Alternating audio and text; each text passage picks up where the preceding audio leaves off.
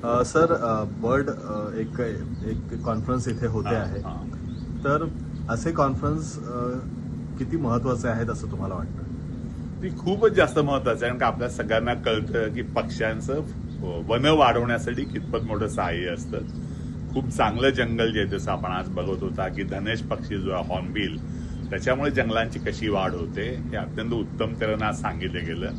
त्याचप्रमाणे आपल्याला जे जंगल टिकवायचे असेल, जंगलांची वाढ करायची असेल, अतिशय महत्वाची झाडं वाचवायची असतील, तर अशा प्रकारे पक्ष्यांचं हॅबिटॅट म्हणजे अधिवास वाचवणं का गरजेचं आहे ते अशा गोष्टीतून सगळ्यांना कळून येतं आणि मग एक लोकांची चळवळ तयार होते. त्यामुळे अशाच्या कॉन्फरन्सेस लोकांच्या अवेअरनेससाठी आणि लोक स्वतः काय करू शकतात हे कळण्यासाठी अत्यंत गरजेचे आहे. सर, आता जे काही इथे सांगितलं गेलं तर ते जनरल पब्लिकसाठी कसं उपलब्ध होणार?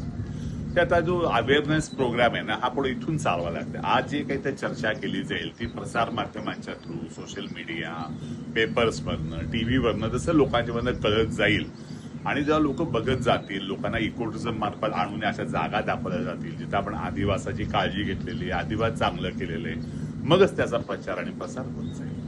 या कॉन्फरन्सच्या निमित्तानं काय आवाहन कराल तुम्ही सगळ्या लोकांना? ते एकच आवाहन करेन की जे जंगल वाचवायचंय, बर्ड लाईफ वाचवायचंय, बायोडायव्हर्सिटी वाचवायची, ते एकट्या सरकारचं काम नाही आहे. लोकांचा त्याच्यामध्ये सहभाग असणं, तो जाणीवपूर्वक सहभाग असणं गरजेचं आहे.